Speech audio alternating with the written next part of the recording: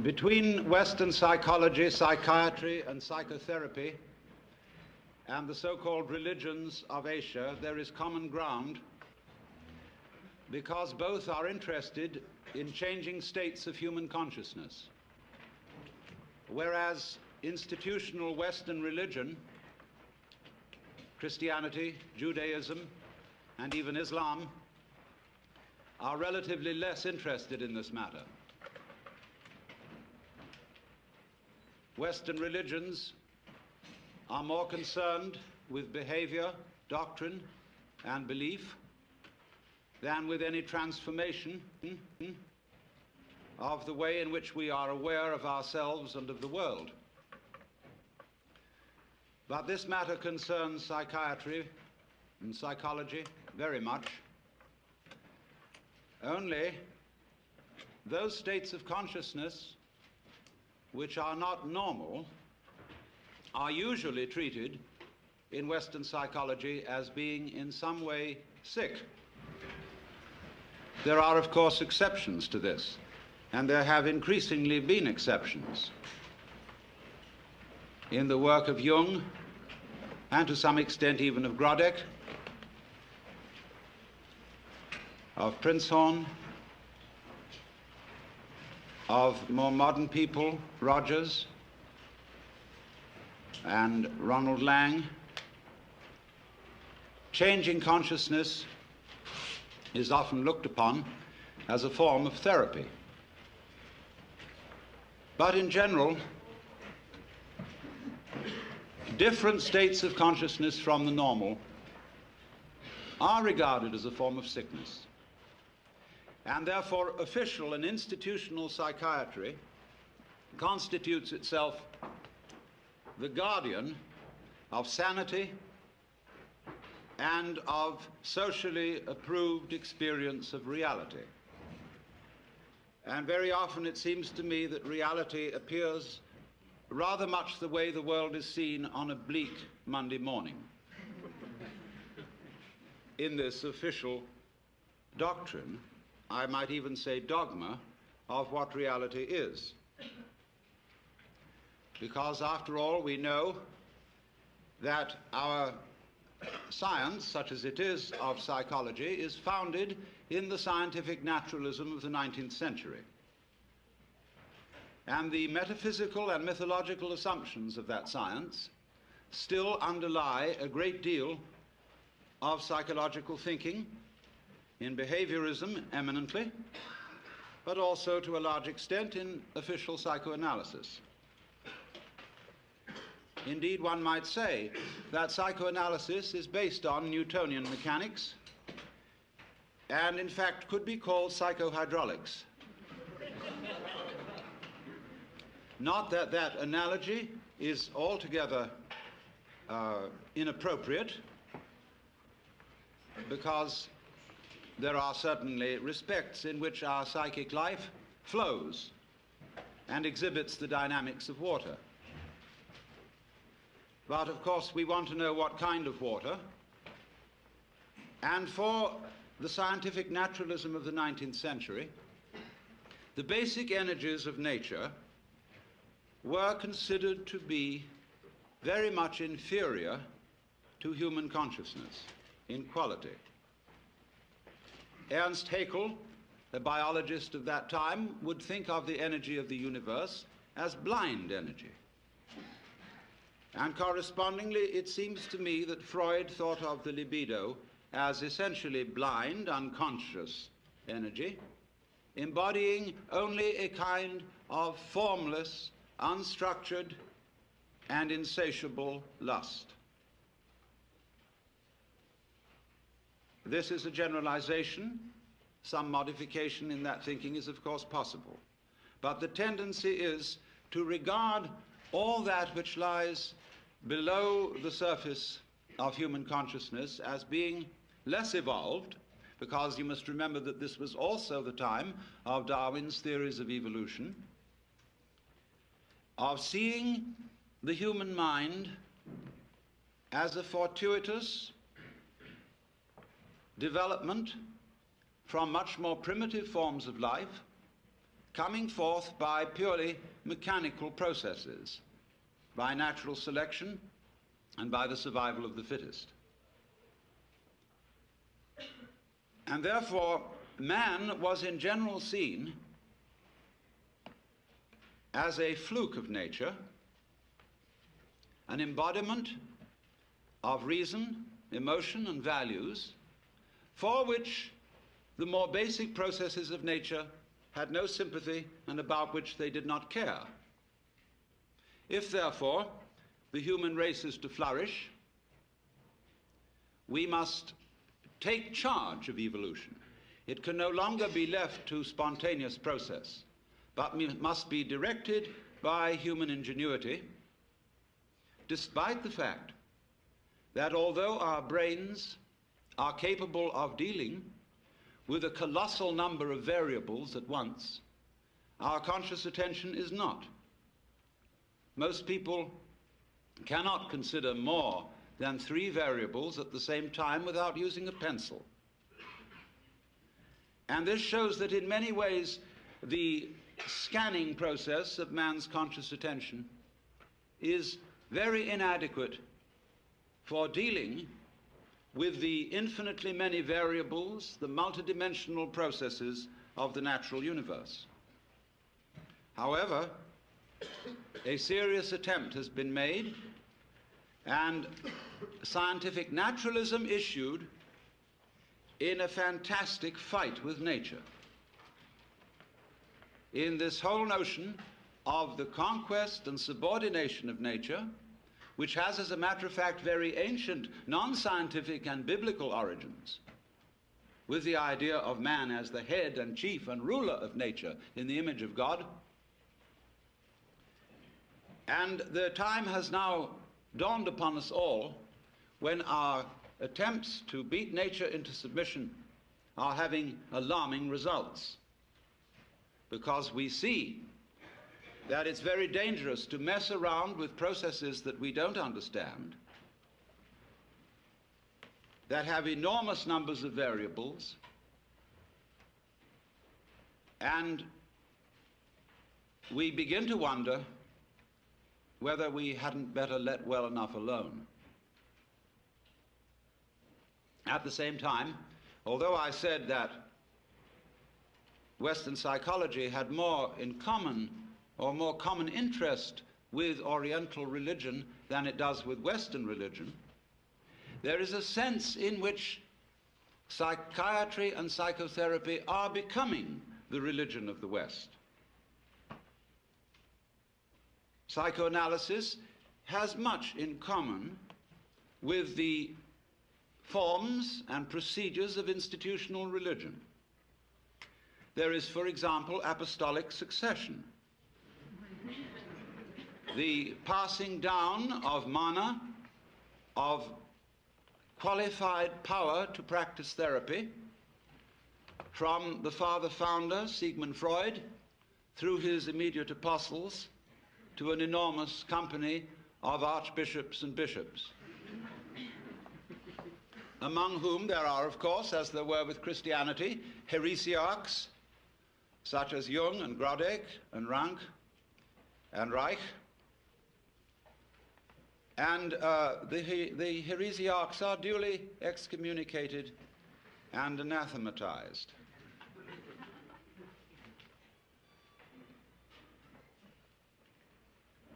There are rituals, as there are also rituals with religion. There is the sacrament of the couch. There is the spiritual discipline of free association. There is the mystic knowledge of the interpretation of dreams. And there are also the 2 great symbolic fetishes, the long one and the round one. Now, it's extraordinarily easy to make fun of all this. And we must not forget that we owe a tremendous debt to Freud, if for nothing else than pointing out that much of ourselves of which we are aware in terms of the conscious ego is not really ourselves. It is something superficial. However we define its nature, it is superficial. And the realities of human life are not under the gaze of its scanning process, at least not in the ordinary way. And that was a tremendous revelation. There's no question about that. But one sees troublesome signs when the doctrines and processes of psychiatry, psychoanalysis, and so forth become officialized. And I think Thomas Sass, in his books, The Myth of Mental Illness and The Manufacture of Madness, is pointing out something extremely important to us, which is that, in effect, the psychological official of today is the priest, and that he is beginning to exercise the same sort of controls over human life as were exercised by the church in the Middle Ages. So that a professor of psychiatry at Columbia or Harvard or Yale medical schools has today the same sort of intellectual respectability and authority as the professor of theology at the University of Toledo or Padua would have had in the year 1400. Now you must realize that the theologians of those days not simply believed in their cosmology and the theology, they almost knew it was true in the same way that our scientists know certain things to be true, despite the fact that they change their opinions very often. While they hold them, they have in effect the force of dogma, as witness the anathematization of Velikovsky for his uncomfortable ideas. And therefore, there are heresies existing today which are persecuted in the same way as heresies were persecuted by the Holy Inquisition. And they are persecuted out of kindness, in exactly the same way that the Holy Inquisition persecuted heresy out of kindness and deep concern for human beings. That is unimaginable to us, but it was so. For after all, if you seriously believed that someone who did not hold the Catholic faith and who voluntarily rejected it would be tortured physically and spiritually forever and ever and ever in hell,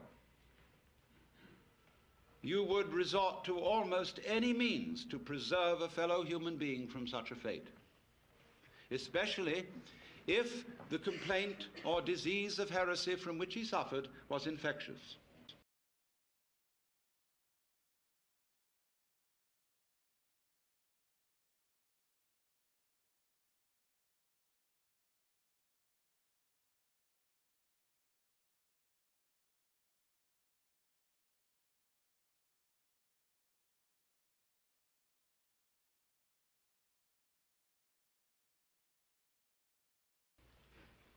For I would suggest that today we know about as much concerning the human mind as we knew about the galaxy in 1300. And that while there are indeed individuals who are certainly able to perform psychotherapy, it is the sheerest arrogance for anybody to say that he is officially qualified to do so. We do not know how it is done, just as we do not know, really, how musical, artistic, and literary genius is done. You cannot really teach it. You can put the tools for doing these things into people's hands, and you can show them how to use the tools. But whether they will use those tools with genius is quite unpredictable. And this is above all true of the art of psychotherapy. We don't know how it's done. We've got some vague ideas.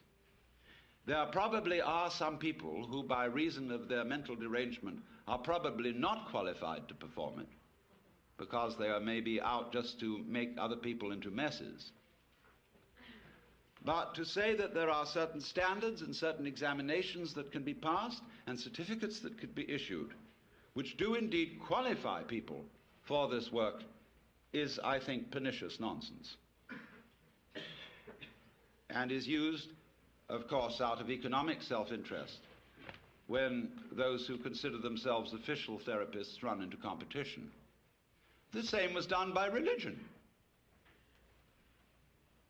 I was talking, imagine it, to a Buddhist priest in Thailand some years ago. I was looking at some books in a bookshop in the precincts of a Buddhist temple. And I was wandering over, and I noticed a book on a certain form of Buddhist meditation. And I murmured, Satipatthana, which is the name of a certain kind of Buddhist meditation. And a voice suddenly said to me, "You practice Satipatthana?" I looked up, and there was a skinny Buddhist monk in a yellow robe with rather red eyes looking at me. I said, "Not exactly Satipatthana. I use a different method. It's called Zen." "Oh, Satipatthana, not Zen." I said, "Oh, well, it's something like it, isn't it?" "No." "Well, it's rather like yoga," I said, "isn't it?" "Not yoga. No, Satipatthana different. Only right way."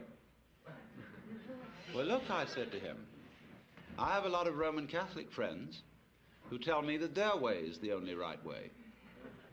Who am I to believe?" "You know," I said, "you're like someone who's got a ferry boat for crossing the river." I used the Buddhist simile. "And another fellow down the stream has opened up ferry business. And you go to the government and say, he's not authorized to operate a ferry boat because he's competition to you. Let all operate ferry boats who will. And if you haven't got the sense to stay off one that sinks, it's your fault." And after all, I could say to him, "You believe that everything that happens to you is your own karma. So why worry?" But now, it's so interesting that since official psychiatry, and I underline that word official because I hope those of you in this audience who are therapists will regard yourselves as unofficial. At least that'll give you an out. But nevertheless, official psychiatry has curious things in common with Western religion as well as with Eastern. With Eastern, I said, only insofar as it has an interest in states of consciousness and inclines to regard other states of consciousness than the ordinary as sick. But it has one very important feature in common with Western religion. And to that, we have to go a little bit into Western religious history and ask ourselves what in Western religion, and especially in Christianity, and this goes also for Judaism and Islam, what is the great heresy?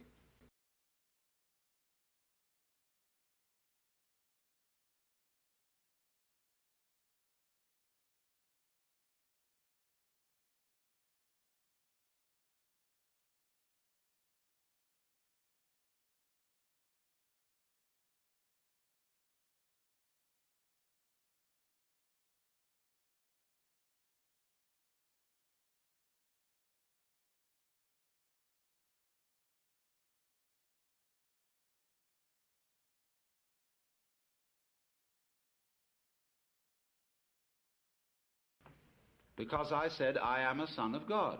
It doesn't say that in your King James translation. It says, I am the Son of God. And you'll see the italicized, and you will think that that is for emphasis if you don't realize that passages in italics in the King James Bible are interpolations by the translators. In Greek, leaving out the definite article is equivalent of having the indefinite article. Huios to theou is a son of God, not oios to theou.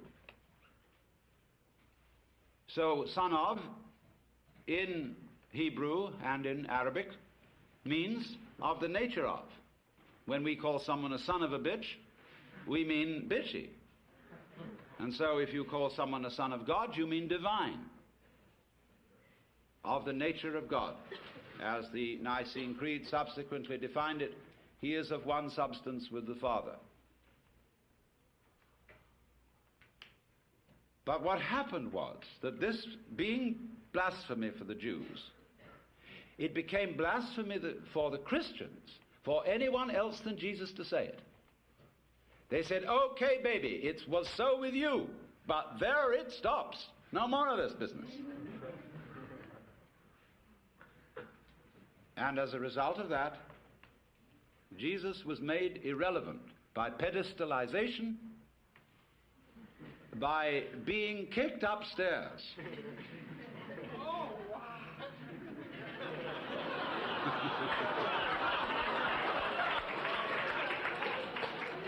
In spite of the fact that he said, greater works than these that I do shall you do. Oh no, upstairs with you, baby, because we just can't have that sort of thing going on in a monarchical universe. We are not going to have democracy in the kingdom of heaven. So, this is why the gospel is impossible, because we are supposed to follow the example of Christ, where he says, for example, be not anxious for the morrow. Do not worry about what you shall eat, what you shall drink, and what you shall wear. God will take care of you. Doesn't he take care of the birds? Don't the flowers grow? They're wonderful. They're crazy. They're great. What are you worrying about? I've never heard a sermon preached on that. Never. Because it's totally subversive. The economy would crash.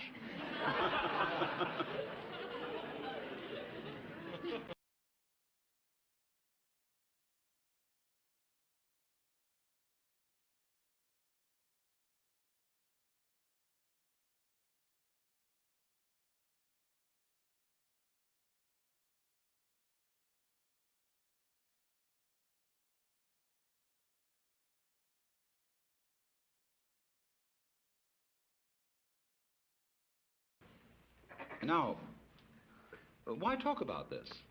Is it interesting? Is it important for the human being to realize that in some sense of the word, whatever it means, he is God or one with God, as is plainly taught by the Hindus, hinted at by the Buddhists, only they don't like to put it out as a concept, in case people will use the concept as an idol to hang on to.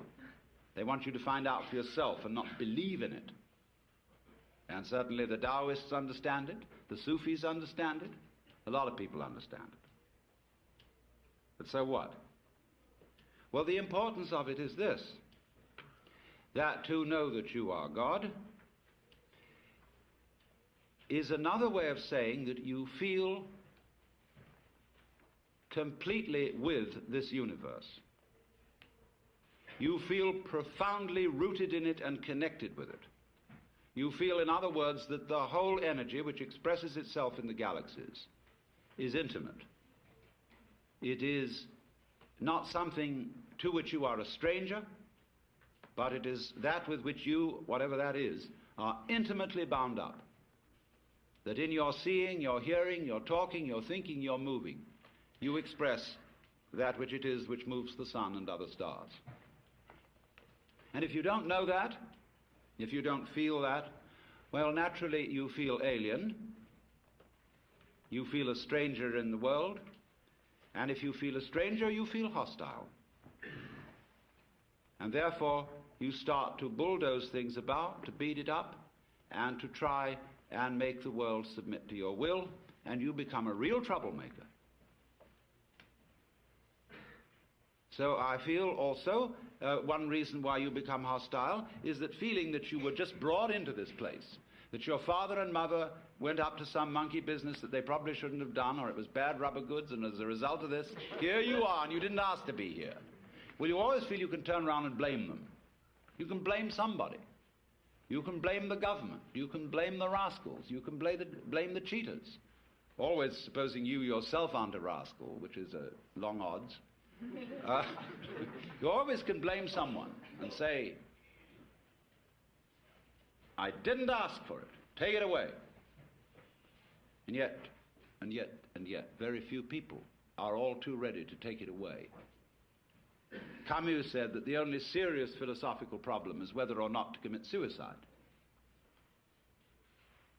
And if you don't say take it away, what are you going to do? You've really got to assume responsibility for it.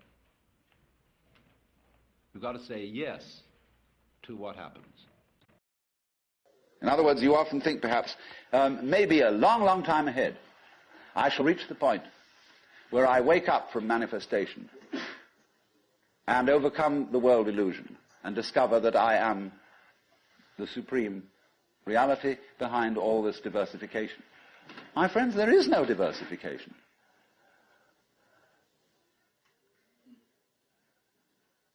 In other words, what you call diversification is your game. In the same way as you chop the thing and then you say it is made of pieces. Because you forget that you cut it. And so when you see the world as complicated and that there are life problems and that you might one day succeed. See, hundreds and hundreds of people are running like mad after something that they call that is success, and they have no idea what it is. So in exactly the same way, the guru is keeping you running and running after spiritual attainment. You don't know what you want. This is where Krishnamurti is so clever. Because he says, if you ask me for enlightenment, how can you ask me for enlightenment? If you don't know what it is, how do you know you want it? Is that any concept you have of it will be simply a way of trying to perpetuate the situation you're already in. If you think you know what you're going out for, all you're doing is you're seeking the past, what you already know, what you've already experienced. Therefore, that's not it, is it? Because you say you're looking for something quite new. But what do you mean new? What's your conception of something new? Well, you figure I can only think about it in terms of something old, something I once had. So he doesn't say anything.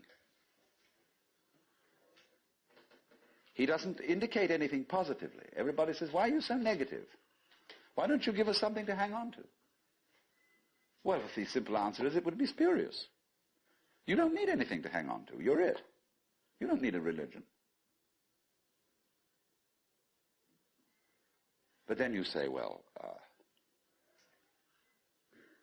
what is all this religious stuff about then? Why don't we just forget it? You can try. By all means. Just go away. Don't go to gurus. Don't go to church. Don't enter philosophical discussions. Forget it. But then you'll realize that by having consented to forget it, you're still seeking. What a trap. What can you do?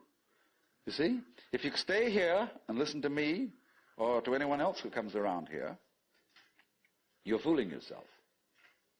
But if you go away, you're fooling yourself too. Because you still think that's going to improve your situation. It won't. And therefore, when you discover that it doesn't, you'll think, well, maybe it was a mistake to go away, and you come back to the guru. And he looks at you and says, you are very undisciplined, very inferior student. And you need to apply yourself. Well, as I explained what he's doing. But it comes down in a way to a sort of contest with the guru. You see? Will you call his bluff? You're afraid to.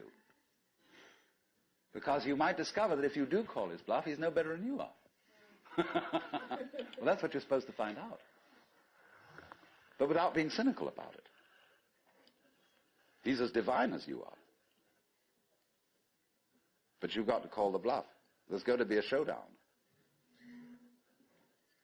And it's a double bind. The whole situation's a double bind. Because it doesn't do any good to stay here, and it doesn't do you any good to go away. Either to do something about it or to do nothing about it. Now then, there's something else. When you understand that, and when you realize that there's nothing to realize, because it's all here, then what are you going to do?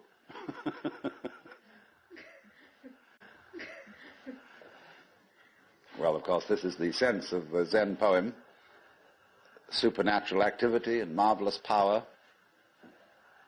drawing water, carrying fuel. You know? Do whatever one does as a human being.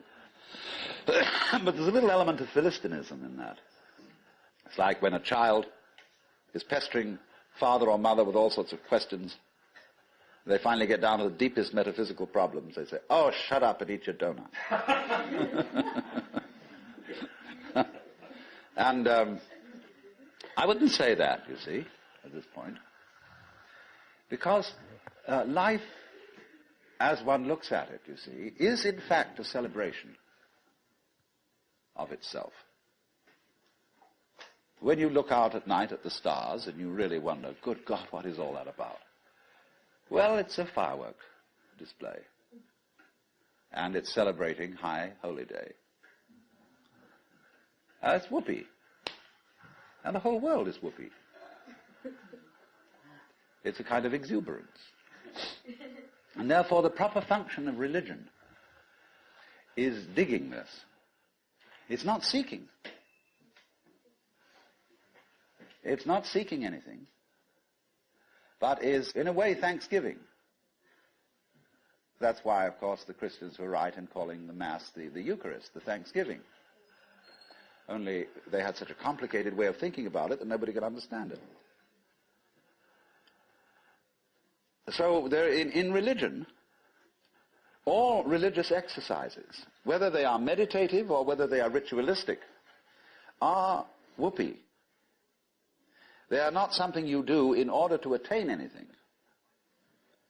They are like art forms, like dancing. They are expressive of attainment, of the attainless attainment. So here's another hang-up for you. When you go to Mr. Suzuki, who runs the Zen Center, he's a good disciple of Dogen, who brought Zen, a certain school of Zen to Japan in the 13th century. Dogen said, you can't sit and meditate unless you're already a Buddha. In which case, why meditate? Well, meditation is just the way a Buddha sits. And he called this sitting just to sit, not to attain enlightenment. Because the minute you do that, you see, you're not meditating.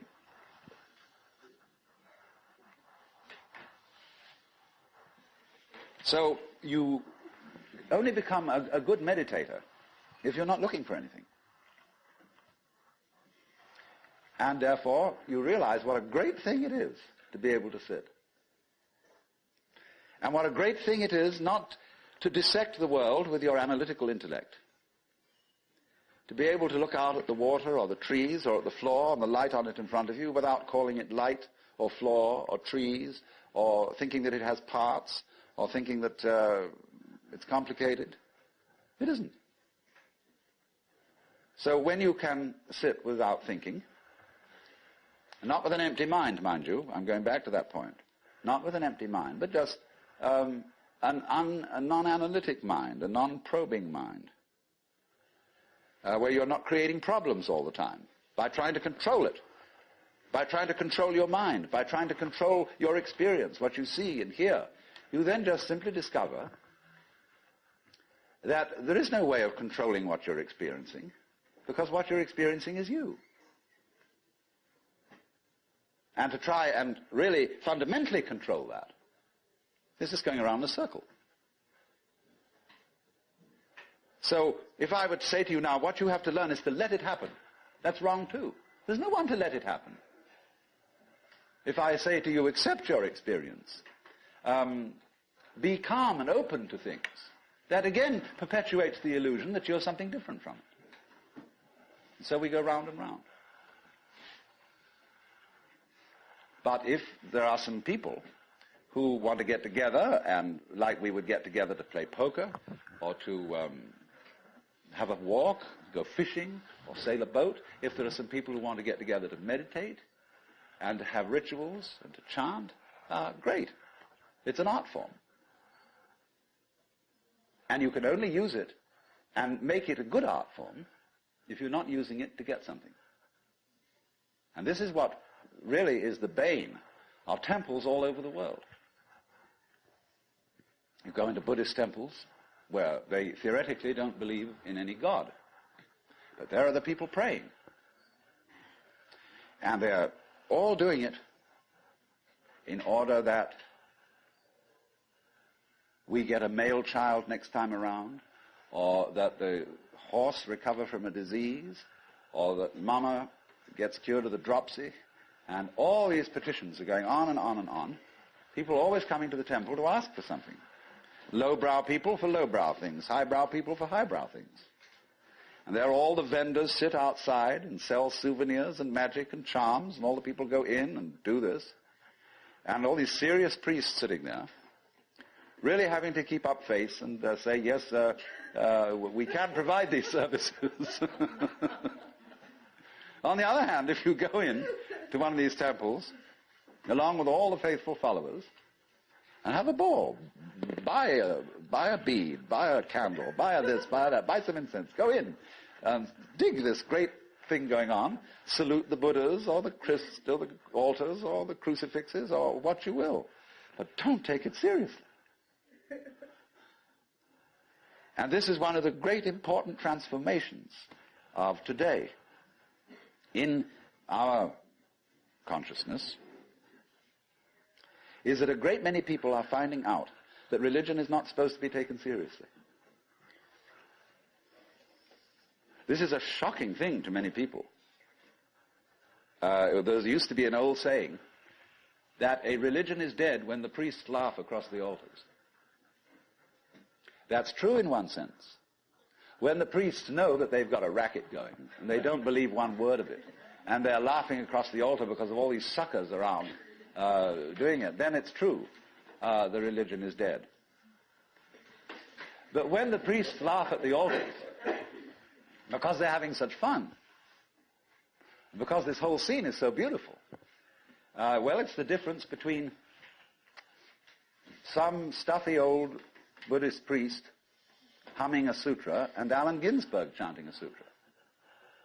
That's a thing to hear. Because this priest is going, they go on for interminably. It's a bore. They're sick of it. But they get paid for it.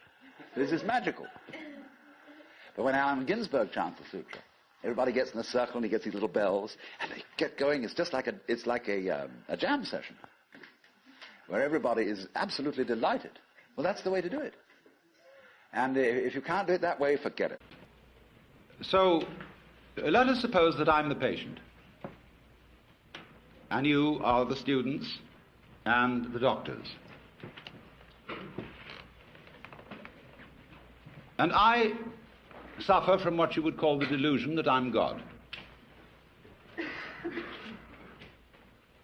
And therefore, you might want to do something about me, or with me, or humor me, or ask me questions. And so I'm perfectly willing to submit to your examination and your treatment, and invite you to help yourselves. When did you become God? Now. Will you marry me? No.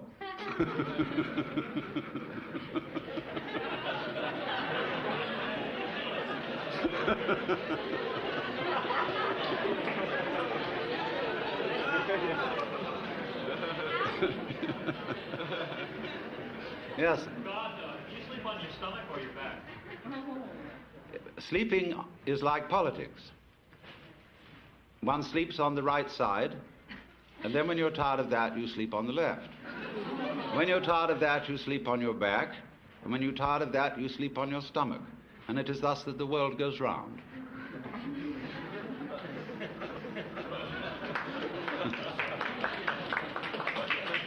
If you were God now, what were you yesterday? Now, How do you become God? you don't become God. Am I also God? Yes. Are we then the same person? No. What is God? Remember, 3 persons, but 1 God.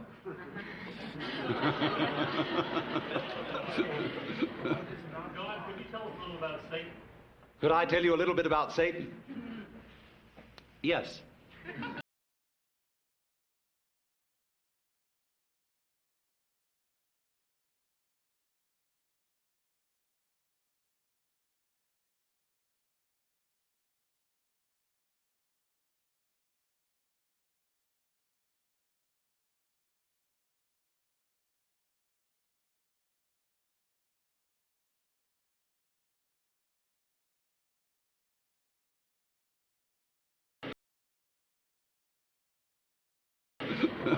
God, could you tell us a little about Satan?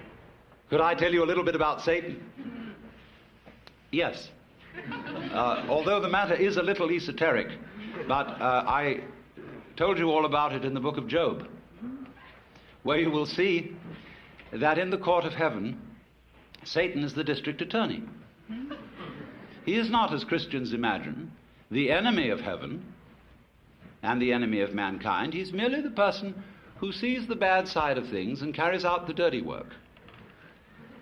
And therefore, he saw Job and wondered whether Job really was as great a guy as he seemed to be, and suggested that God should appoint a committee of investigation to find out. And the committee did its work very thoroughly, but the case went against Satan because it was proved in the end that Job was an honorable man. Now, you notice that although we pay the salary of the district attorney, whenever there's a great criminal case before the public eye, people begin to take the side of the underdog. And the prosecutor always has less public sympathy than the defense, except in political trials. On the right hand of God, and you know the defense is always on the right hand of the judge in court, is our only mediator and advocate, which is the phrase referring to Jesus Christ our Lord. So there is the defense and there is the prosecution. And it is the function of Satan to be the prosecutor. There is a good deal more to it than that, because before all this started, as in a stage play, there was an arrangement in the green room before coming on stage in which certain things were understood, but that are only to be revealed when the curtain goes down at the end of the play. Is Job God too? Yes, but he doesn't know it. God, why do you hide from the sight of so many? Why do you hide? It's for the same reason you're hiding. God, did you create man? Yes. As God? Who else? Man free will. What? Man free will. Man has free will to the extent that he knows who he is. Not otherwise. Where did he get free will from? Where I got it from. Does woman have free will too? Yes. To the extent that she knows who she is, yes. If man has free will to know just what he is, and man is God, then you'd say that you are no more than any God in this room, or any man. That is correct. I'm no more God than any of you. Then you only have the power to know who you are. Well, that is saying quite a bit, yes. What is not God? What is not God? There is nothing that is not God. How do you learn who you are? It's like waking up from a dream. After a while, one's experience begins to have what I would call a haven't we been here before feeling. Going round and round and round. And then you begin wondering, where am I going And to answer that question, you have to try and find out what you want.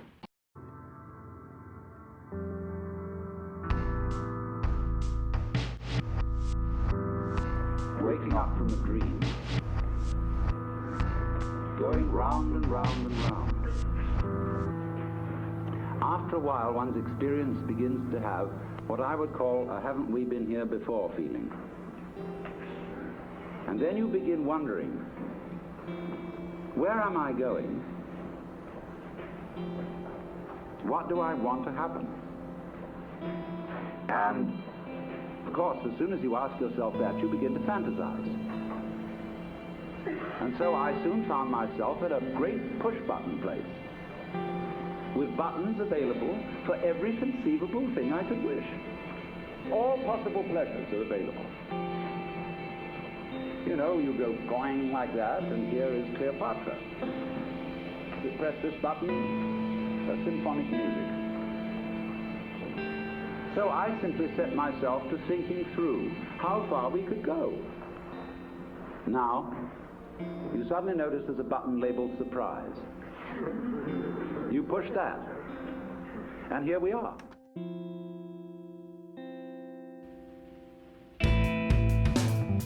And so I went into that very thoroughly. What do I want to happen? And of course, as soon as you ask yourself that, you begin to fantasize. And our amazing technology is, of course, an expression of human desire for power, for what we want to achieve. So I simply set myself to thinking through how far we could go. And so I soon found myself at a great push-button place, where I had a fantastic mechanism with buttons available for every conceivable thing I could wish. So I spent quite a bit of time playing with those.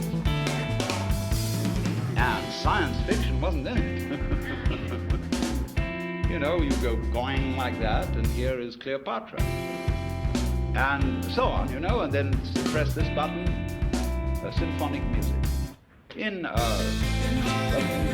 12-channel sound, 16 channels, anything, you know, all possible pleasures are available. And when, you know, you're like everybody's dream of the Sultan in the palace, you suddenly notice there's a button labeled surprise. You push that, and here we are.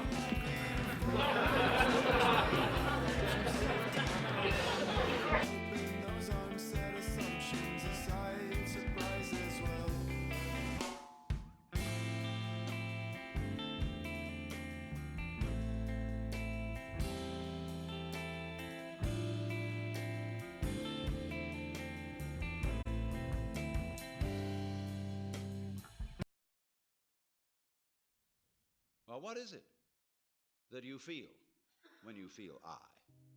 I'll tell you. What do you do when somebody says, pay attention? What is the difference between looking at something and taking a hard look at it? Or between hearing something and listening intently? What's the difference? What's the difference between waiting while something goes on and enduring it? Why? The difference is this, that when you pay attention, instead of just looking, you screw up your face, you frown and stare. That is a muscular activity around here. When you will, you grit your teeth or clench your fists. When you endure or control yourself, you pull yourself together physically, and therefore you get uptight. When we are aware of the ego I, we are aware of this chronic tension inside ourselves. And that's not us. It's a futile tension. So when we get the illusion, the image of ourselves, married to a futile tension, you've got an illusion married to a futility. And then you wonder why I can't do anything. Why I feel in the face of all the problems of the world impotent. And why I somehow cannot manage to transform I. Now here we get to the real problem. Because we're always telling each other that we should be different. Now, I'm not going to tell you that tonight. Why not? Because I know you can't be. Nor can I. That may sound depressing, but I'll show you it isn't. It's very heartening. But everybody, you see, who is at all sensitive and awake to their own problems and human problems is trying to change himself. We know we can't change the world unless we change ourselves. If we are all individually selfish, we're going to be collectively selfish. If we don't really love people and only pretend to, somehow we've got to find a way to love. After all, it's said in the Bible, thou shalt love the Lord thy God and your neighbor as yourself. You must love. Yeah, we all agree. Sure. But we don't. In fact, one psychologist very smartly asked a patient, with whom are you in love against? And this particularly becomes appalling when we enter into the realm of higher things, by which I mean spiritual development. Everybody these days is interested in spiritual development. And wisely, because we want to change our consciousness. Many people are well aware that this egocentric consciousness is a hallucination. And that they presume it's the function of religion to change it. Because that's what the Zen Buddhists and yogis and all these people in the Orient are doing. They are changing their state of consciousness to get something called satori, or mystical experience, or nirvana, or moksha, or what have you. And everybody around here is really enthused about that, because you don't get that in church. I mean, there have been Christian mystics, but the church has been very quiet about them.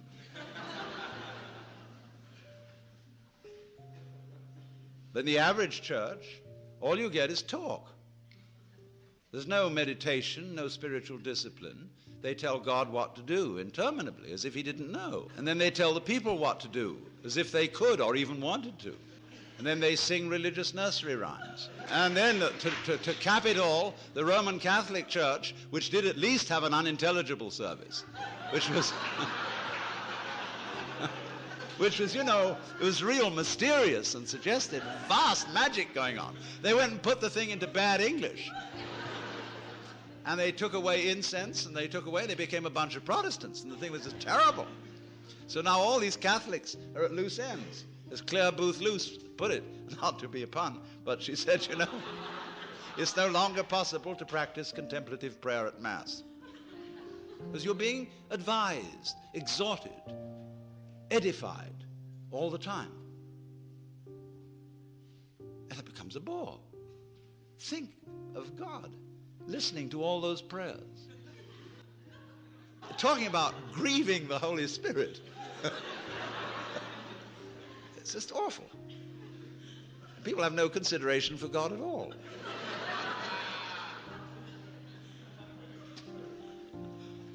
So, but in pursuing these spiritual disciplines, yoga and Zen and so forth, and also psychotherapy, there comes up a big difficulty. And the big difficulty is this. I want to find a method whereby I can change my consciousness. But therefore to improve myself. But the self that needs to be improved is the one that is doing the improving. And so I'm rather stuck. I find out the reason that I think I believe, say, in God, is that I sure hope that somehow God will rescue me. In other words, I want to hang on to my own existence. And I feel rather shaky about doing that for myself, but I just hope there's a God who will take care of it. Or if I could be loving, I would have a better opinion of myself.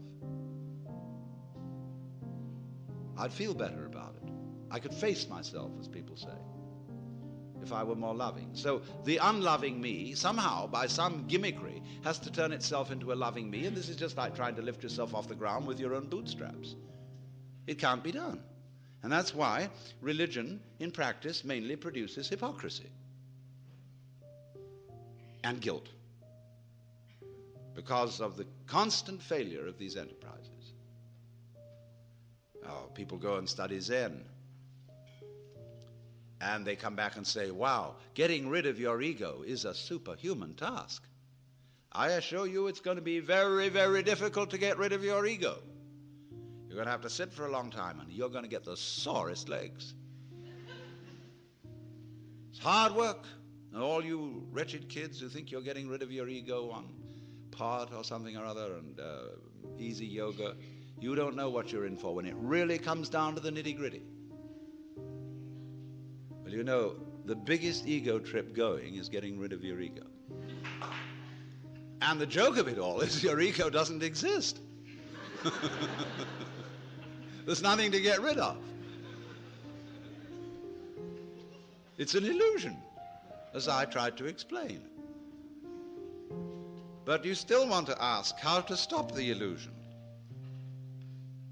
Now, who's asking? I mean, do you think, in the ordinary sense in which you use the word I, how can I stop identifying myself with the wrong me? Well, the answer is simply you can't. Now, the Christians put this in their way when they say that mystical experience is a gift of divine grace. Man, as such, cannot achieve this experience. It is a gift of God, and if God doesn't give it to you, there's no way of getting it. Now, that is solidly true. You can't do anything about it because you don't exist. As God, what responsibility do you feel to ameliorate evil in the world? As God, what responsibility do I feel to ameliorate evil in the world? I begin with the point that I am responsible for the way the world is.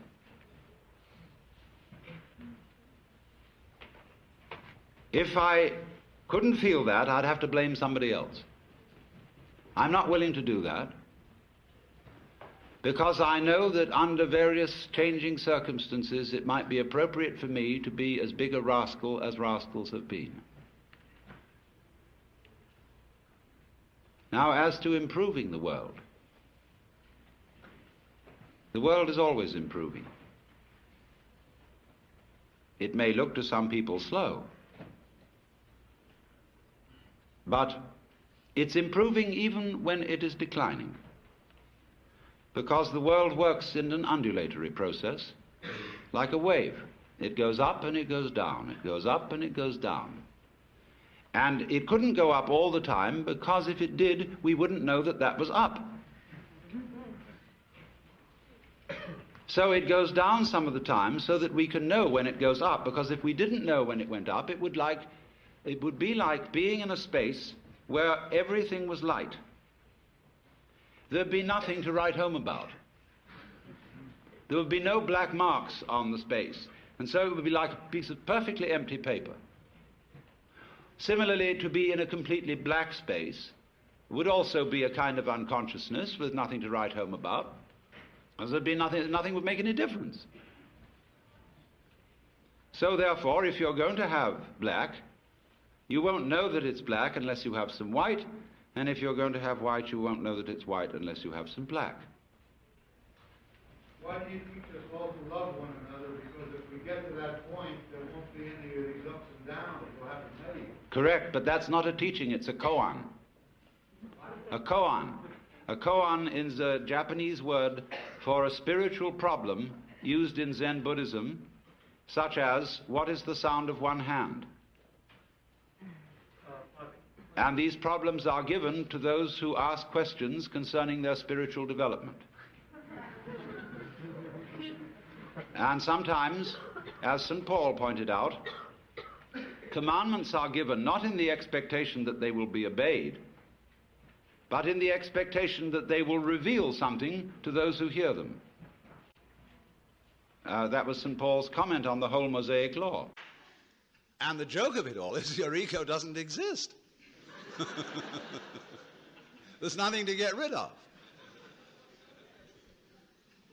It's an illusion, as I tried to explain. But you still want to ask how to stop the illusion. Now, who's asking? I mean, do you think, in the ordinary sense in which you use the word I, how can I stop identifying myself with the wrong me? Well, the answer is simply you can't. Now, the Christians put this in their way when they say that mystical experience is a gift of divine grace. Man, as such, cannot achieve this experience. It is a gift of God, and if God doesn't give it to you, there's no way of getting it. Now, that is solidly true. You can't do anything about it because you don't exist. Well, you say, that's pretty depressing news. But the whole point is it isn't depressing news. It is the joyous news. There's a Zen poem which puts it like this, talking about it. It means the mystical experience, Satori, the realization that you are the eternal energy of the universe, like Jesus did. It says like this: you cannot catch hold of it, nor can you get rid of it. In not being able to get it, you get it. When you speak, it's silent. When you are silent, it speaks. Now, in not being able to get it, you get it. Because this whole feeling, what Krishnamurti is trying to explain to people, for example, when he says, why do you ask for a method? There is no method. All methods are simply gimmicks for strengthening your ego. So how do we not do that? He says, you're still asking for a method. There is no method. If you really understand what your I is, you will see there is no method. This is so sad. But it's not. This is the gospel, the good news. Because if you cannot achieve it, if you cannot transform yourself, that means that the main obstacle to mystical vision has collapsed. That was you.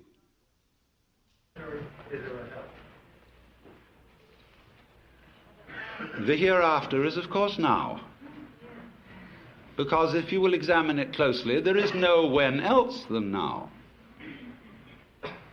And if you want to make hell of it, you can make hell of it. If you want to make heaven of it, you can make heaven of it. Purgatory, purgatory.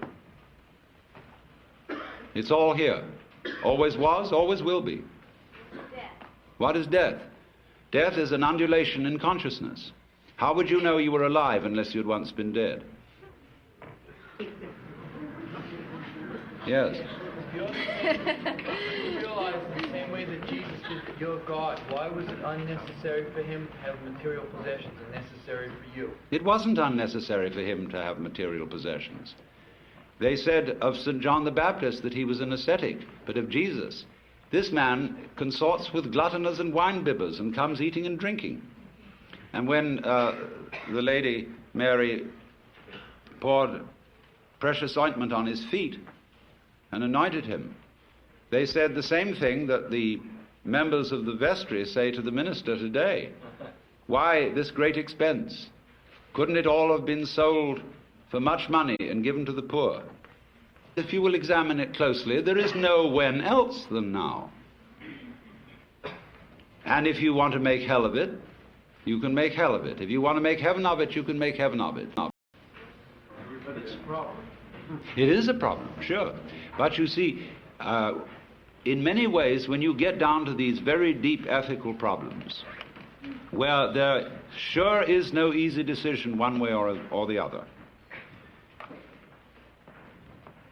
you must look at the problem from the point of view of an artist.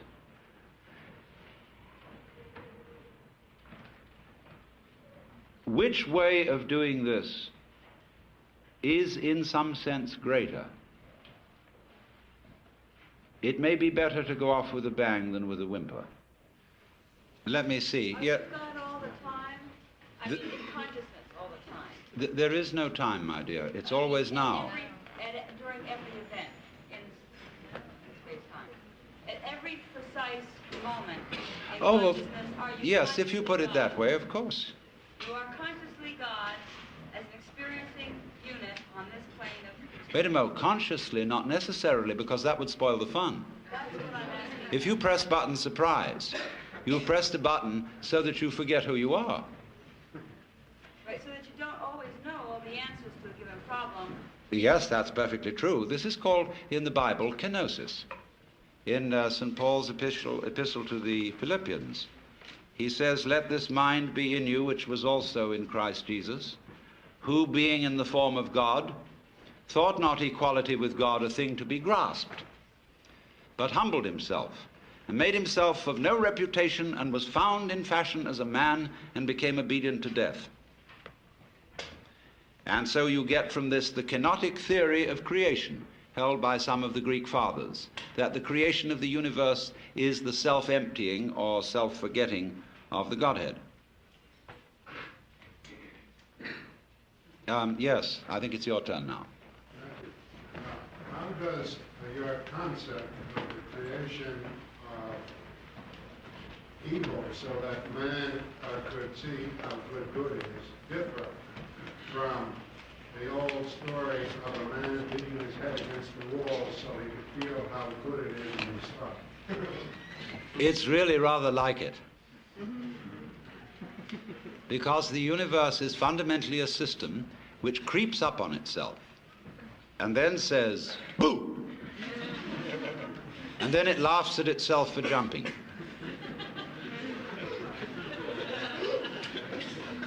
And you see, every time it does it, it forgets that it did it before. So it never becomes a bore. Yes, the lady in red. Can you make yourself into a point of consciousness and travel around the cosmos, such as Dr. Lilly was speaking of last night in talking about Satori? Yes, but it isn't necessary to travel. The question is, can I make myself into a point of consciousness and travel around the cosmos and see things from all sorts of places? I say, yes, but it isn't necessary to travel. One is already there.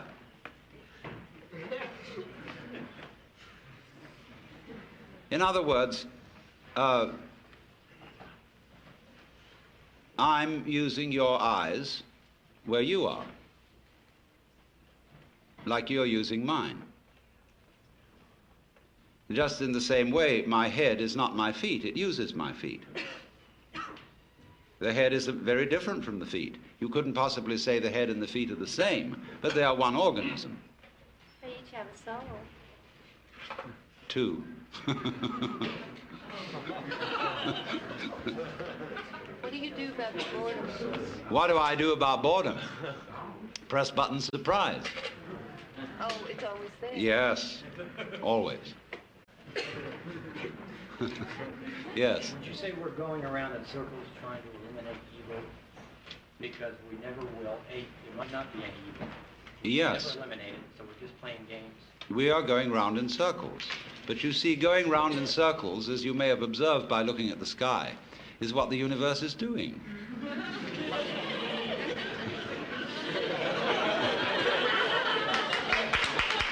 You see, before, As long as we recognize we're going around in circles, we're all right. yes. Yes, that's the thing. It's a dance. And when you dance, you don't dance to get somewhere. I didn't mean by going around in circles, motion. I mean, confused. Yes, all right, but you turn, when you wake up, you turn the confusion into a dance. And so I go back to your question. What is the alternative to clearing out of the job you're doing? And to say doing with less but having more fun. Well, there are ways of making almost any activity into a dance. Supposing you had to drive a bus in New York, which is a very harrowing job in the ordinary way, you must not take seriously anything about it. This is the first rule. That it doesn't matter a damn if you don't get there on time, but it would be fun to go as fast as is consistent with safety. And therefore, you swing that bus, and you play things with the horn. You take the whole thing lightly, as if it is not serious. And this is the nature, say, in ritual, when you have a procession. Now, people who don't understand religion don't know how to make the right kind of processions. There are those who go a military march, and they don't understand it because their objective is to get there. There are those who dawdle like ducks, and they don't understand because they are trying to be dignified. On the other hand, there are those who walk as if they had already arrived. And this is the way kings walk. Because a king is the center, and he is always where it's at. Where it's at is where the king is, by definition.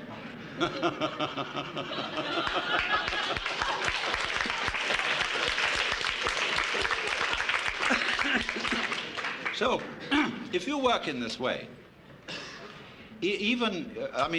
people who are practicing meditation take up monotonous things for fun. And meditation is supposed to be fun. I hope John Lilly told you that this morning. Where you say you're going to do Om Mani Padme Hum. Om Mani Padme Hum, Om Mani Padme Hum, Om Mani Padme Hum. You know, you can really have a gas doing that.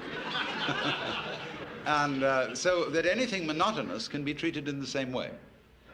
This is one of the ways of overcoming boredom. Because boredom's the great problem for energy. See, energy is always on the go. Yes, sir. Yes, the gentleman in the white shirt here. Does it bother you to be called mythic sometimes by people who like the idea of your existence? Mythic? No. Mythic is a great word. The question is, does it bother me to be called mythic? No. Myth is very powerful. Myth is fun. Myth is stories told to children. Everybody loves them. Yes, sir. What? Is God omniscient? Well, it depends what you mean by the word. A lot of people think that omniscience is like knowing everything that's in the Encyclopedia Britannica. That's not omniscience, that's intellectual elephantiasis.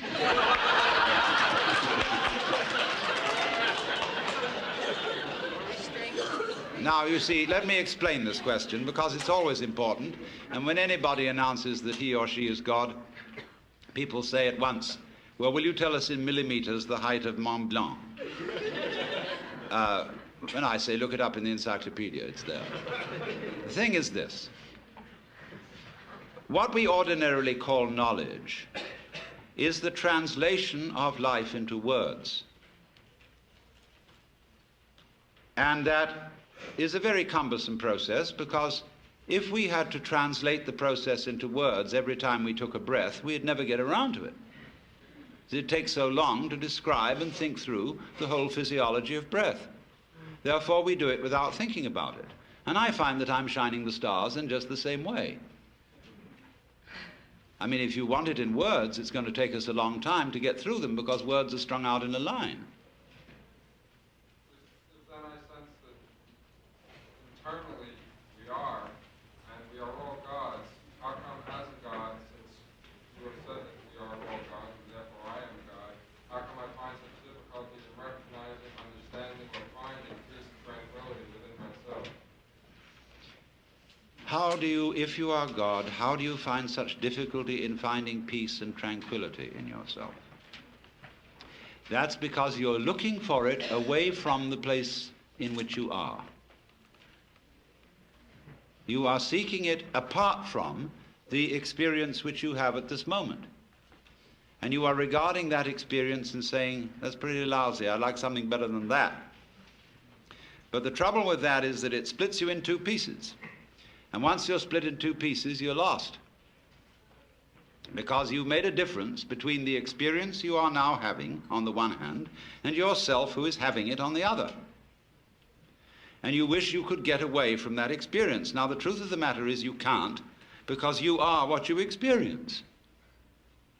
It's a myth purely that there is some sort of experiencer who has the experience. You are what you know, because it is not I know something, there is simply a process called the knowing.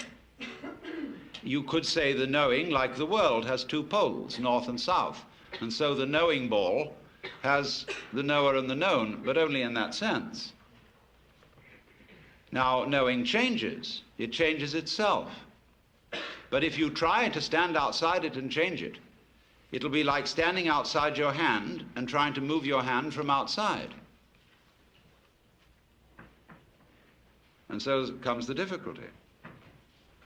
In other words, this would be the difficulty for God in the press button surprise situation, where you think you want something different from what you have. But if you do think that, you've got to ask yourself the question, what it is that you really want. This is the most fundamentally important question. And you will find, if you go into it very, very deeply, that you have it. Now, you may change your mind about it, but you do have what you...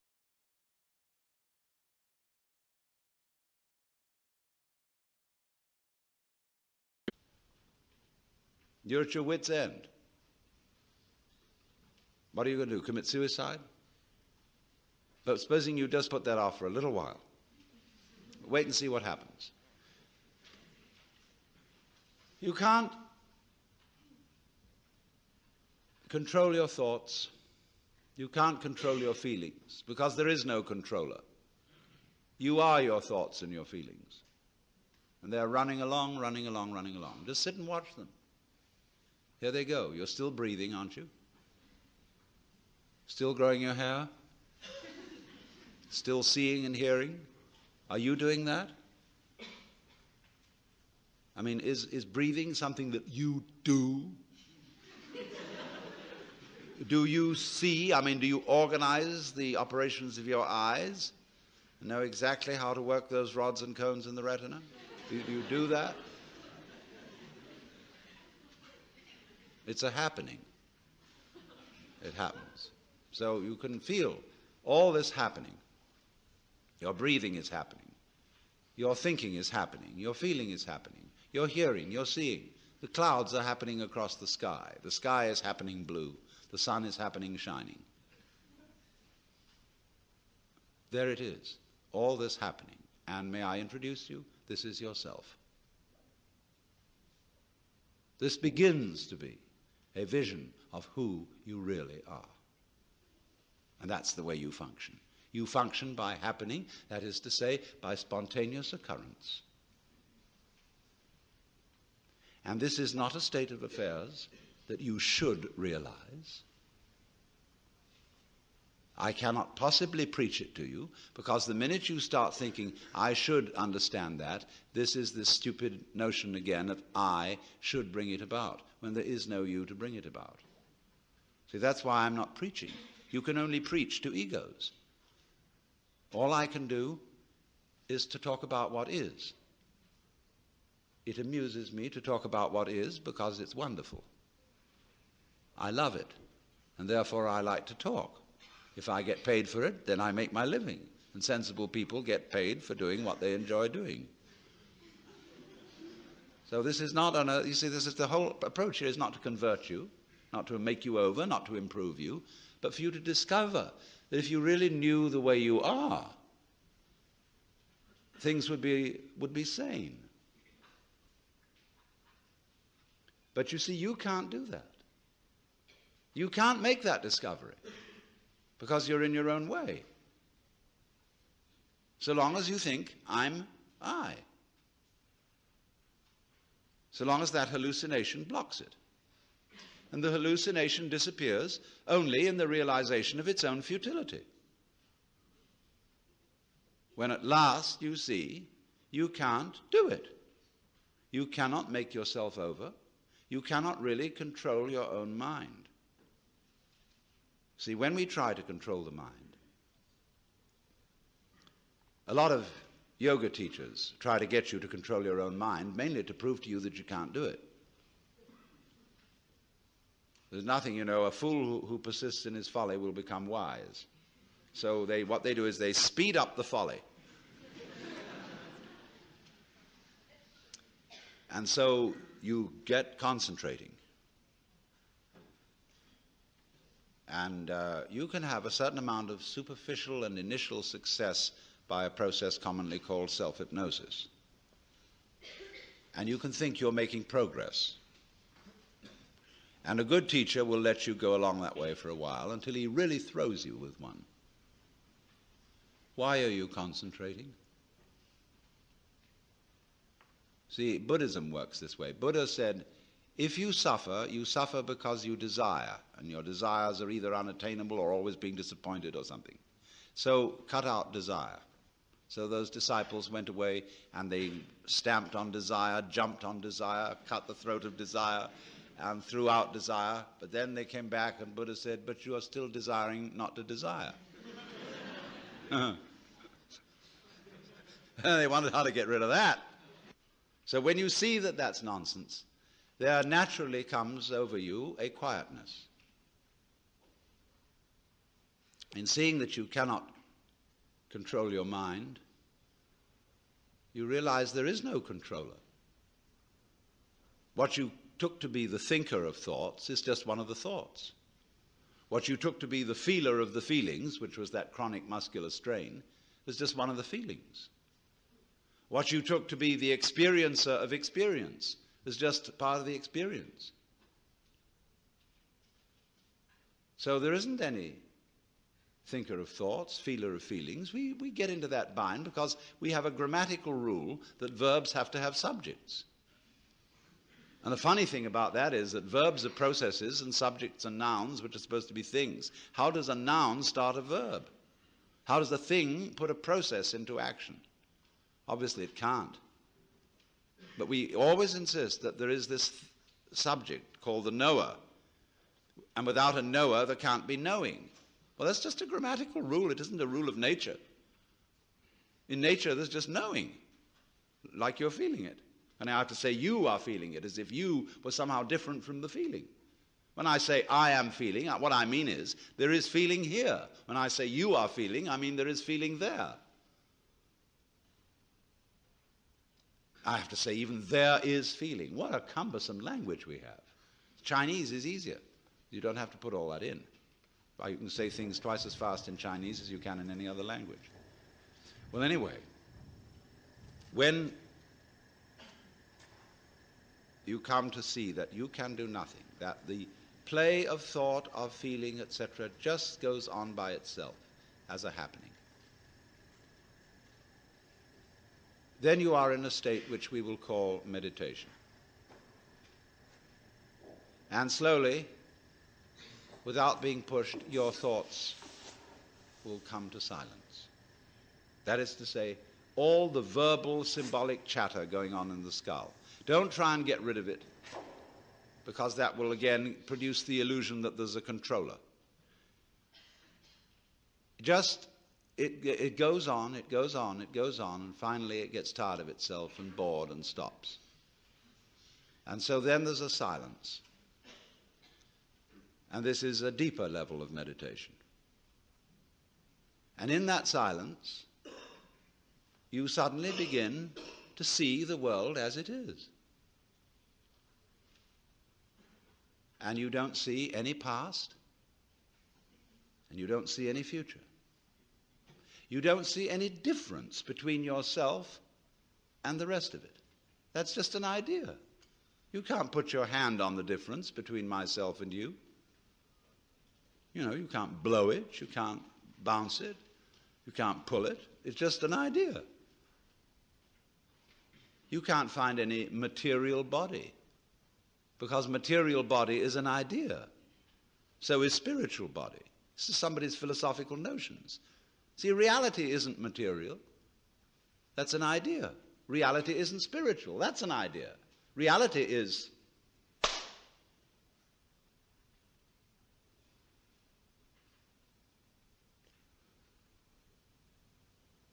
so we find, if I've got to put it back into words, that we live in an eternal now. You've got all the time in the world, because you've got all the time there is, which is now. And you are this universe. And you feel this strange feeling when ideas don't define the differences, you feel that other people's doings are your doings. And that makes it very difficult to blame other people. If you're not sophisticated theologically, you may, of course, run screaming in the streets and say that you're God. In a way, that's what happened to Jesus, because he wasn't sophisticated theologically. He only had Old Testament biblical theology behind him. If he'd had Hindu theology, he could have put it more subtly. But it was only that rather primitive theology of the Old Testament. And that was a conception of God as a monarchical boss. Thanks. And you can't go around and say, I'm the boss's son.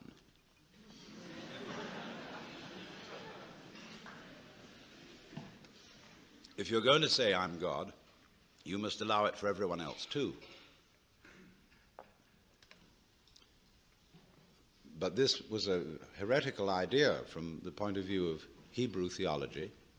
And so what they did with Jesus was they pedestalized him. That means kicked him upstairs so that he wouldn't be able to influence anyone else. And only you may be God. This means everything is kept going. So, what I'm saying is, I think this. I'm trying to share with you a certain style of life and an attitude to life and an insight. Well, I've taken you on one side and said, listen, kids, things aren't what they seem. Don't be fooled. There's a big deception going on, and you're involved in it, but I just thought you ought to know it and enjoy it. See? I'm terribly puzzled about the way people go out of their way to disenjoy themselves. They take so much trouble about it. Did you ever read H.L. Mencken's essay called A Libido for the Ugly? And it describes a Pennsylvania mining town, which isn't exactly totally impoverished. I mean, they can build things and they have enough money to do this, that, and the other. But he describes how they made a church out of yellow stone that's so awful that it looks like a Presbyterian with a grin. And all around you have only to look and you see this perfect passion for making the world look grisly. And it isn't only job builders and garage owners who do this kind of thing, it's also people who profess to be painters. They're actually using excrements for painting in Paris today, on the theory that the world is shot to pieces, and that since the artist is a representative of his times, he ought to show the times as they really are, as a social critic. And so he makes the most weird, I mean, he paints Campbell's soup can, and then he makes music that shrieks and screams in the most, he just goes out of his way to make it sound as ugly as he possibly can manage. And the ingenuity is about that is endless. Because that is the times. He's a critic, you see. Instead of being somebody who reveals. Now you see, let's take the sort of the character of the Pied Piper. The person who brings you an invitation to dance. I would say then, you see, there is going to be a dance this evening, and I would like you all to come, you know. That's the spirit in which I invite you to a seminar. I'm not inviting you in the spirit of saying, no, we're going to have to discuss some very grave matters, and you ought to be awake to all these things and arouse your social conscience, and so on and so forth. Because when you get through with all that, then what? When you get through with feeding the hungry and clothing the naked, and we are making great strides with automation and technology in abolishing poverty totally, then what are we going to do? Well, you see, if you've got all these people clothed and fed and so on, and then they say, well, now what next? If you've got a kind of Quakerish state of mind, you don't know what to do. Well, feed and clothe somebody else. You see? Get busy. But then, where is that leading? So you see, to spread joy, you have to have it. To impart delight, you have to be more or less delightful. And to be delightful is not some factor of trying to make yourself look delightful. It is to do things that are delightful to you. You become thereby delightful to others. That's to say, people who are interesting are people who are interested. Any person, for example, who is constantly thinking about all sorts of other things and other people and so on, because they're fascinating, becomes a fascinating person. But a person who doesn't think about anybody else and who's got very little going on inside their skull is boring. So, in other words, your engagement with the external world, the more you are involved, the more your personality is enriched. But if you try to enrich your personality by taking a course in how to win friends and influence people, or how to be a real person, you'll become just a washout.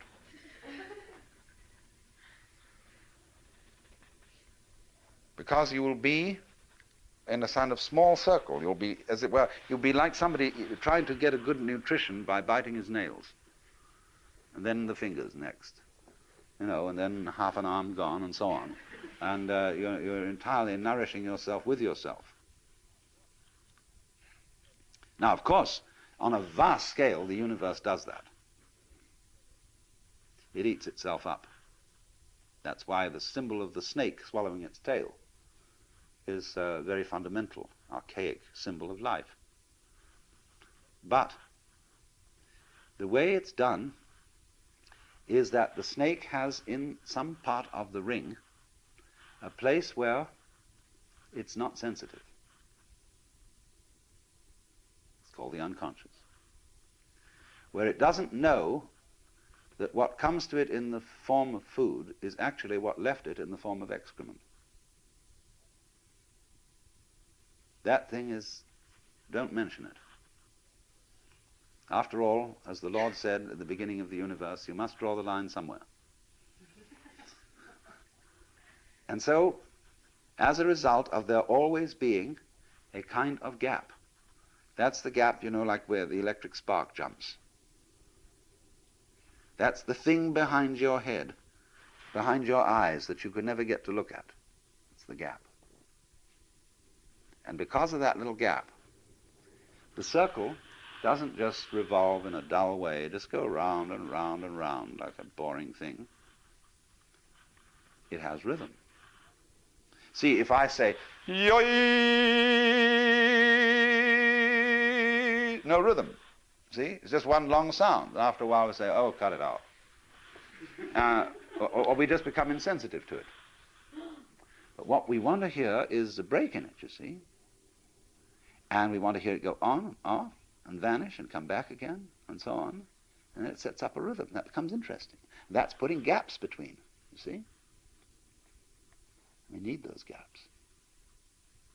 So now you see it, now you don't. Now you see it, now you don't. Oh, that's pretty dull. So what we're going to do is this. We're going to have you see it 3 times, and then with a regular not see it between them. Then there's going to be a longer not see it after that one. And then I'm going to do something very complicated after that so that you don't really know when it's going to come next. So there's going to be a surprise. You know how we all do that? And interesting people are those who do this in very involved ways. Dull people, sort of people who put their hats on absolutely straight, are the kind of people, for example, who have the same meal every day, Exactly the same thing, always. See? Have no inventiveness. They have the same routine, they go to the same office, they answer the same kind of letters, and that's that. See? But then if they want to start up a more interesting kind of business and make more money, then they have to figure out, let's take the people who make clothes. They figure out fashion. It's going to be a new thing for ladies, a new style this fall. We're going to make them do long skirts instead of the short skirts, middle skirts. And the skirts go like this. Then finally they thought about having topless women. They're going to play around with that and have an absolutely scandalous ball. But that's the whole thing, you see. It's this thing of rhythm. And yes, you ask, well, I see that. What is doing this rhythm? Who, after all, am I? And as you explore deeper and deeper and deeper into the nature of yourself, you find that you're a rhythm doing a rhythm. And behind that, there's another rhythm doing a rhythm. Your vibrations. And once again, you meet our friend the onion. And who is doing all this? Why, he disappeared. He came around, and there it was, and we were looking for him, and he vanished. And then just when we weren't looking for him again, there he is. But every time we try to see, he isn't there. Now, do you see that? That situation is what's called life.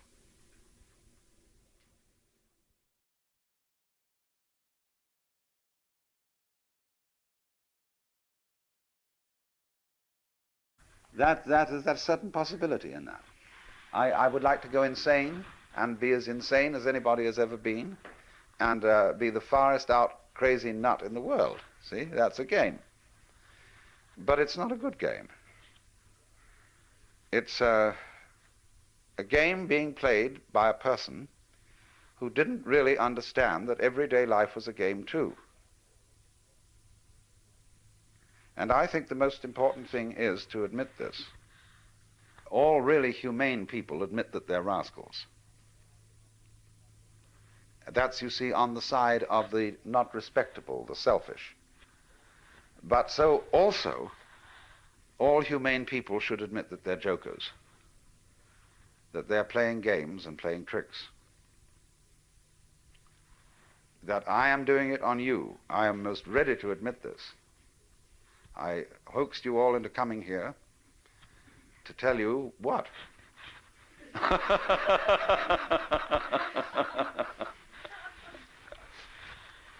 This was a trap, you see, but I'm going to make it an entertaining trap so that you won't feel so badly about it.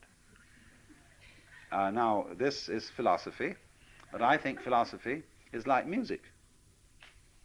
You go to a concert and you listen to somebody play Bach or Mozart or Beethoven. And what's all that about?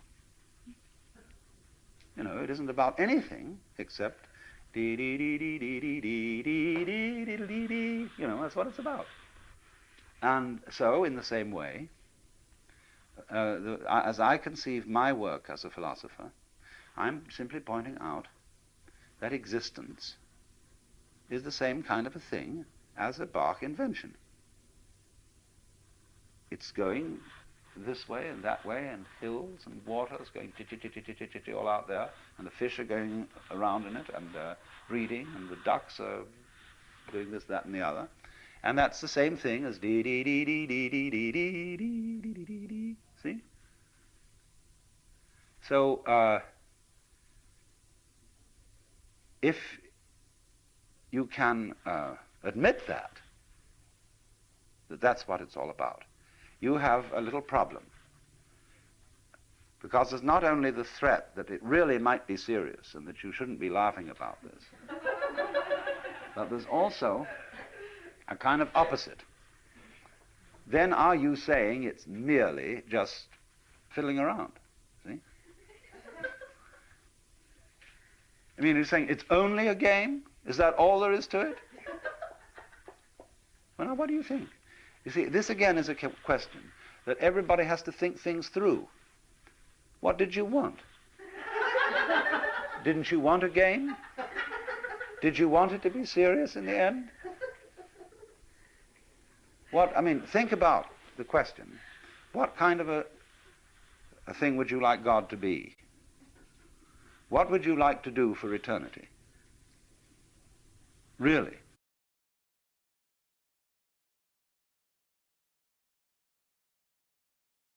A lecture on Zen is always something in the nature of a hoax, because it really does deal with a domain of experience that can't be talked about. But one must remember at the same time that there's really nothing at all that can be talked about adequately. And the whole art of poetry is to say what can't be said. So every poet, every artist, feels when he gets to the end of his work that there's something absolutely essential that was left out. So Zen has always described itself as a finger pointing at the moon. In the Sanskrit saying, Tat Tvamasi, that art thou, Zen is concerned with that. That, of course, is the word which is used for Brahman, the absolute reality, in Hindu philosophy. And you're it, only in disguise, and disguised so well that you've forgotten it. But unfortunately, ideas like the ultimate ground of being, the self, Brahman, ultimate reality, the great void, all that is very, very abstract talk. And Zen is concerned with a much more direct way of coming to an understanding of that, or thatness, as it's called, tathata, in Sanskrit. So Zen has been summed up in 4 statements. A direct transmission outside scriptures and apart from tradition. No dependence on words and letters. Direct pointing to the human mind and seeing into one's own nature and becoming Buddha. That is, becoming enlightened, awakened from the normal hypnosis under which almost all of us go round like somnambules. It's extraordinary how much interest has existed in Zen in the United States, especially in the years since the war with Japan. And naturally, I've often meditated on the reasons for this interest. I think, first of all, the appeal of Zen lies in its unusual quality of humor. Religions aren't, as a rule, humorous in any way. Religions are serious. And when one looks at Zen art and reads Zen stories, it is quite apparent that something is going on here which isn't serious in the ordinary sense, however sincere it may be. The next thing I think that has appealed to Westerners is that Zen has no doctrines. There is nothing you have to believe, and it doesn't moralize at you very much. It's not particularly concerned with morals at all. It's a field of inquiry rather like physics. And you don't expect a physicist to discuss authoritatively about morals, even though as a human being he has moral interests and problems. Well, anyway, this is therefore to say that the transformation of human consciousness through meditation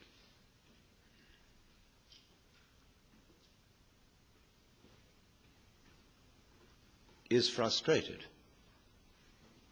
so long as we think of it in terms of something that I myself can bring about by some kind of wangle, by some sort of gimmick. Because, you see, that leads to endless games of spiritual one-upmanship and of guru competitions. Of my guru is more effective than your guru. My yogas are faster than your yoga. I'm more aware of myself than you are.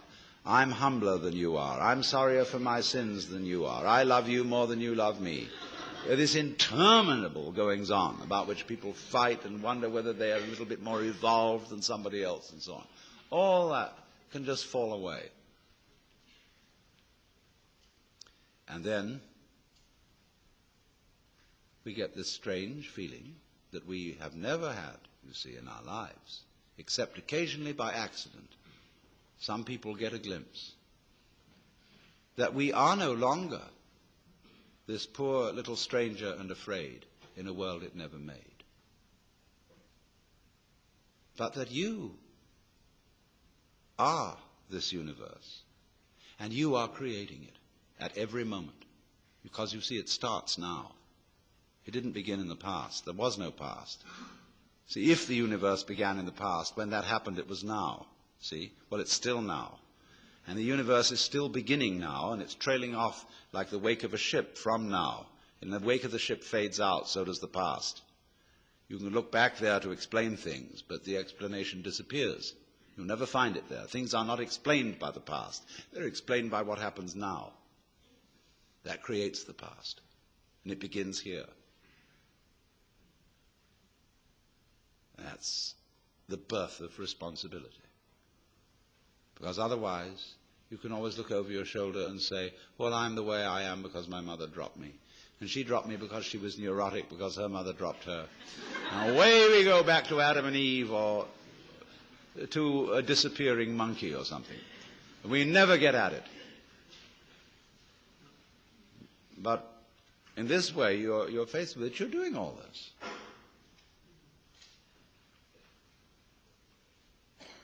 And that's an extraordinary shock. So, cheer up. You can't blame anyone else for the kind of world you're in.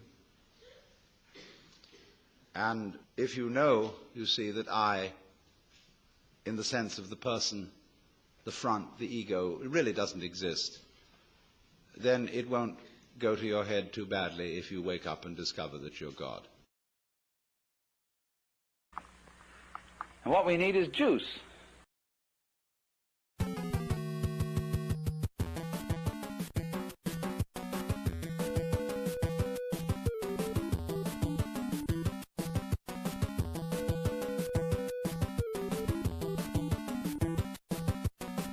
See, there's always a way of talking about something to make it sound terrible.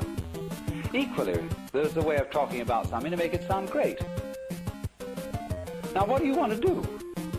Do you want to live your life in such a way that you're always saying to it, you know? Do you want to, is that a good way to conduct things? Or do you want to live your life in such a way that you say, come on, let's go. You see, let's swing this thing. Is the person who is resisting the flip-flopability of things. Life is vibrating. It's going blip, blip, blip, blip, blip all the time. And the anxious person says, God's sake, don't do that. Because, you know, you might do it too much. I don't want to blip like this. It makes me feel nervous. So stop it. And so, as he puts his weight on this blip, blip, he goes like this. You see, it gets tripping. So instead of saying, come on, let's blip, see, let's go, and do this thing, so in exactly the same way, the person who wants to say, well, you're nothing but some kind of chemicals, of death and of being transformed, is where our life reaches a certain point where it has to go blip. And in the moment you go blip, you forget. You lose control, you see? That's the sensation. When control is going, you're just on the verge of the crisis where it's going to blip. And you say, well, where was I? Gee, this is strange. I'm alive. I don't remember where I was before. That's the sensation of coming to birth. And you grow and grow and you become more familiar with this and more familiar. When you're completely familiar, it goes bloop. And you're new all over again. See? Quite different.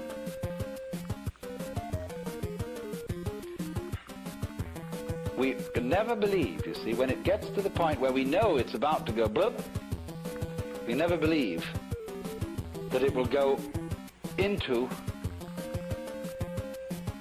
life. We always think it's going to go into something dreadful.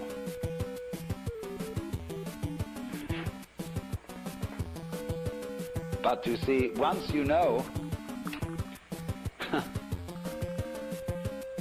it's going to keep flipping. And the only thing is to go with that flip. See, get ready to go. Are you ready? Boop. Then you can laugh. Because you know there's no way out.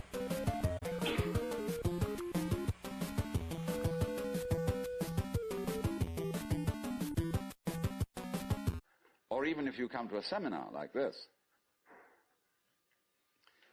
you are, by doing that, confusing yourself. Because you are looking for what you're asking for outside, as if someone else could give it to you, as if you didn't have it. So the teacher knows that as long as you do that, you haven't understood. But he doesn't just tell you to go away. Or we may sometimes just say, go away, I'm too busy. And in any case, I can't tell you anything. Well, people won't take that for an answer. They won't take no for an answer. And furthermore, if he just said, go away, they would just find some other teacher who would exploit them and maybe keep them as followers for years and acquire a great deal of money by so doing.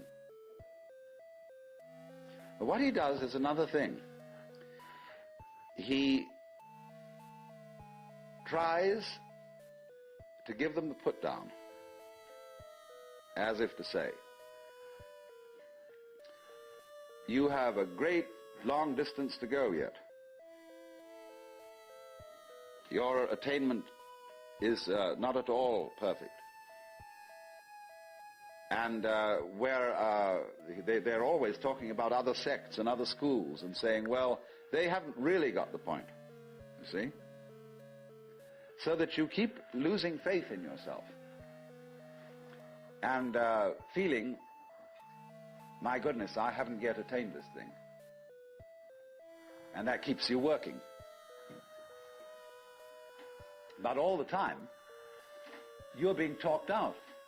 It's like someone who's a pickpocket and he's stolen your own watch and is selling it to you.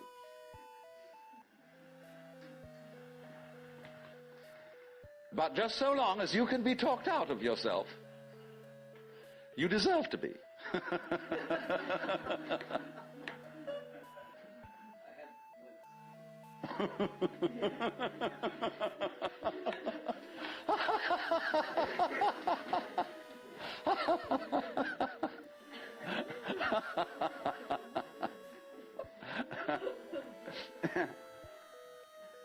Now,